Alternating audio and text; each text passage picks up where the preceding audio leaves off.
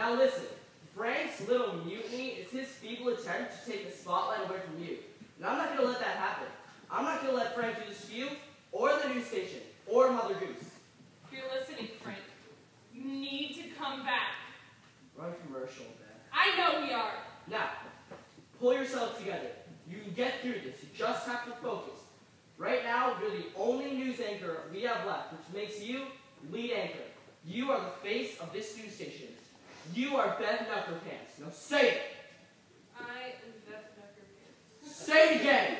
I am Beth Knuckerpants. I am Beth Knuckerpants. Better. Again. I am Beth Knuckerpants, and this is your 7 o'clock news. Now try singing it. I am Beth Knuckerpants, and this is your 7 o'clock news. Sing with me.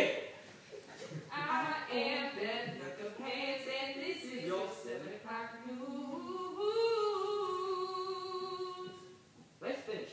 Now we're about to go back on the air. You were to report the news as it happens. Got it? And we're back in 5, 4, 3, 2. This is Fairytale Man News. Look, that Knuckerpants is still here. Well, welcome back from commercial. Welcome back to the news. Yeah, the news. I'm Beth Knuckerpants. I'm Beth Knuckerpants, and this is your 7 o'clock news. Currently in a state of emergency, the community of Fairytale Land has gone completely haywire. Chaos, mayhem, confusion, fear. But there's no reason to panic. We're live on the scene. Stephen, I understand you're with Peter Piper. That's right, lady.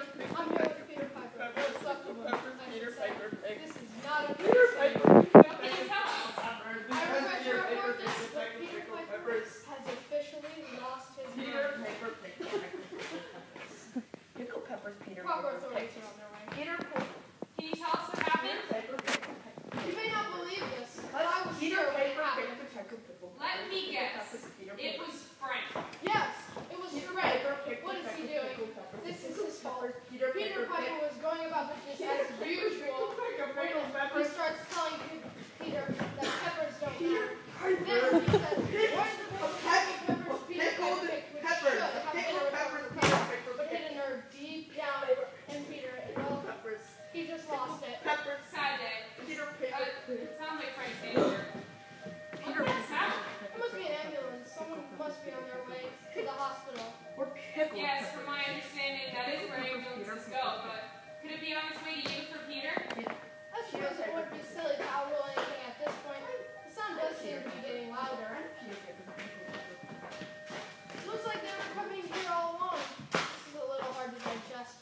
Peter Piper, prize pickled pepper picker. Praised by the local people, beloved by his peers, respected by... And now, There he is. All right, pal. Let's make this nice and easy. Peter Piper picked a peck of pickled peppers. Because Peter Piper picked a peck of pickled peppers, the pickled peppers Peter Piper picked were pickled. If Peter Piper picked a peck of pickled peppers, how many pickled peppers did Peter Piper pick? 23. 23. 23? 23! 23! 23! 23, please! 23! Peter 1! Piper 2!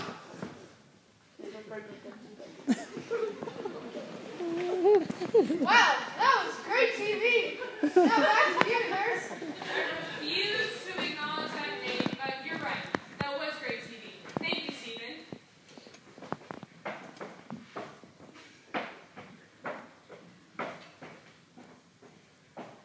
I'm joined now by Dr. Sturgingsbergen. I'm not sure if I'm pronouncing that correctly. Yeah, correct. I Sturgingsbergen from Luxembourg. I have medical license to perform the surgeries. I have a certificate. Can I? Yeah, that's very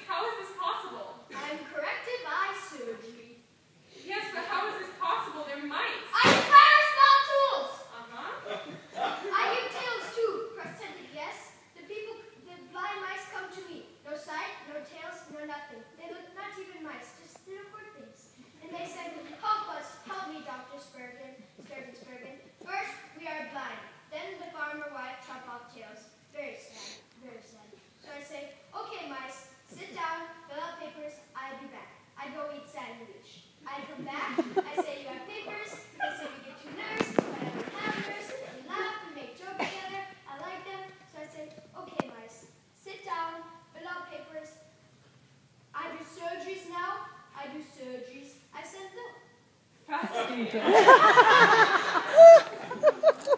professional. I do skincare for you, yeah? No. No, thank you. You decide later, anytime. Thanks for stopping by, doctor. I wait outside. Please don't. I mean in your car.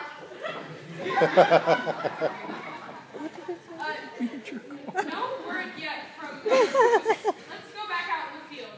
Judy, I understand you're with the old woman who lives in the shoe. That's right, Miss Neverpants. Wait, Judy? That's right. It's an unusual. Judy? The intern Judy? Well, yes, I have been enrolled in the internship program this semester. That's great, but are you sure you're ready for this? Please, Miss Neverpants, give me a chance. I did take a journalism course last semester. Well, by all means, take it away. Thank you. As I was saying, it's an unusual case here today. The old woman who lived in the shoe with so many children she didn't know what to do is being harassed by none other than former co-anchor at 7 o'clock news, Frank Donnelly. Wait, did you say Frank is there right now? We are able to catch the elusive Frank in the act of transforming our cultural landscape. Let's zoom in and see if we can get some sound. You don't have to live like this, what I'm telling you. Quit building a chicken in the shoe. You and your children can live a better life. This is your chance to break free from the confines of your rhymes. And what about Mother Goose? Won't she be upset with us? Forget Mother Goose. Close your ears. That's blasphemy, young man, and I won't stand for it. No one goes around cursing the great Mother Goose not on my shoe, they do not. Oh, I'm sorry. All I'm saying is, you don't have to live in a shoe. There's nothing wrong with this little shoe. The laces are still together, the tummy's in place, it doesn't smell inside. Here, why don't you come in and smell it? I keep it clean. And oh boy, young man, this shoe has a soul, no pun intended. It may be slightly intended. A shoe is a shoe. It's not a house. This old woman may live in an old shoe with her old children and her old values. But I'll tell you something about this shoe. It's to you, but it's a harm to us. Mommy, did the bad man come to take away our shoe? No, honey, he's gonna do no such thing. I'm not a bad man, you know. I'm a good man, and I'm trying to find a nice big house for your mother and all your brothers and sisters to live in. Mommy, tell the bad man to go away. I'm trying to, honey. The bad man reads my thoughts. What? Go along now. I'm making bread and water for dinner tonight to make sure you and the other children wash up. Bread and water? Hooray! You see that? We accept what Mother Goose has given us. So why are you going around wasting all of your time bothering everyone? Some people have the impression they can't live the lives they want to.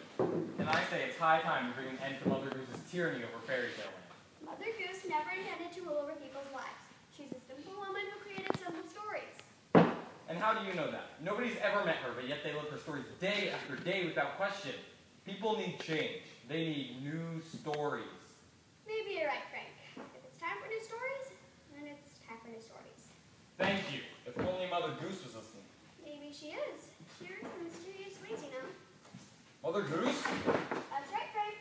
What? You live in a shoe? Not everything is as it seems. What is the shoe then? A staircase to an underground lair? There's an elevator, actually. I can't climb stairs like I used to. And all these children? I'd like to introduce my assistant, Jeffrey. Nice to meet you, Frank. Sorry about all the bad man stuff. We had to make sure you had the right intentions. So you're not upset? I didn't say that. But I can appreciate your desire for change. You got spirit, kid. If there's one thing Mother Goose loves, it's spirit. Thank you. I guess. So that's spirit, tea. Oh, and how she adores that. So that's spirit, tea, hats, oh, and also, All right. That's enough, Jeffrey. Why don't you go check on the children? as you wish, Mother Goose. Aren't you worried about someone seeing you out here in broad daylight? Don't worry. No one comes within 1,000 feet of this old shoe without triggering the security system. The children are inside right now, monitoring the surveillance. Wow, they must be smart children. They're not actually children. They're the size of children, but they're actually midgets. No. Dwarfs. Middle people? Whatever you call them these days. All hard working, mind you. Like the Oompa Loompas. I don't know what I'd do without them. Impressive. They also make cookies like the keyboard elves. They run surveillance and bake cookies. And make toys at Christmas. Mother Goose, we have company. The young lady was caught hiding behind some bushes. You know anything about this, Frank? No. Alright, bring her over. She's in disguise. All right, bring her in. Mother, look who we found. Bring her closer. I'm just passing through. She was playing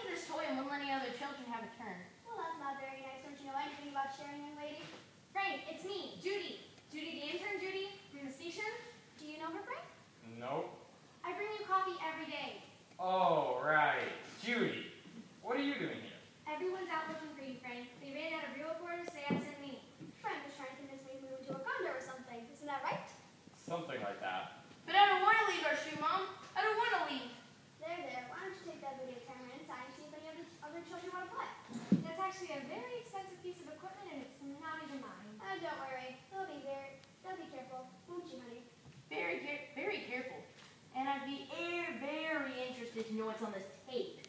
Very interested indeed. How old are you? 6.5. Pretty intimidating for a 6-year-old. Thank you. Everything I need to know I learned in kindergarten. Judy, just go back to the station and tell them everything's fine. No. Look, I know you're Mother Goose. I saw you. You shouldn't have come here, Judy. Why not? I'm like a real reporter now. You realize I'm going to have to kill you. What? Frank! Judy! Miss Neverpants? Stop right there. Who is this and how did she get in here? Those darn mitts, children, must be making cookies again. It does smell delicious. I told them once and told them 1,000 times to bake in shifts. Judy, are you alright? Your camera went dead and I just knew something was wrong. So I got down here as fast as I could. Don't you have a car? There was someone in my car. Who's reading the news? We're on commercial. Frank didn't kidnap you, did he? What? No, I followed him here to Mother Goose. Kidnap her? Where's Mother Goose? That's Mother Goose. She's just the old woman who lives in the shoe. Mother Goose, what are you doing? It's okay, Frank. You realize I'm going to have to kill both of you. Oh, I knew it. I just knew there was something big going down. And I got Mother Goose on tape and I was going to go back to you, but then I was... You did great, Judy.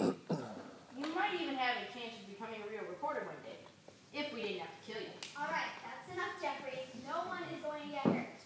It's about time I formed a relationship with the press, Miss Suckerbits.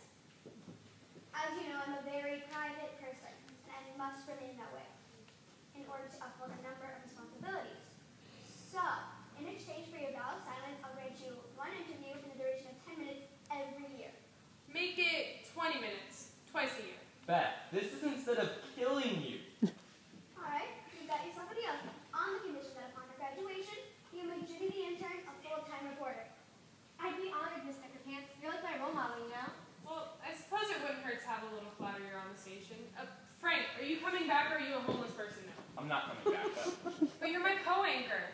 I quit, remember? Fine. If you think I can't handle the news by myself, you're wrong. I'm lead anchor now, and I report on news as it happens, live. That's fine, Beth. You're a great reporter. What are you going to do, Frank? Collect cans? Frank is going to stay with me. You are? You'll become my successor. I You will. If Frank accepts my offer, he will begin the rigorous training program and learn the way of the rhyme. But why Frank? He's the last person you should choose. He's done nothing but destroy your rhymes and everything you stand for. Apparently, that's called spirit. Frank will fall into a line of rebellious storytellers, just as I took over for Bellews Grimm's, and he took over for Aesop and his Fables. Frank will take over for me, when he's ready, obviously. I'm very flattered, but no offense, Jeffrey, I don't want to become your manservant. Frank, you'll become my successor, creator of stories, of life. And by the way, I prefer assistant.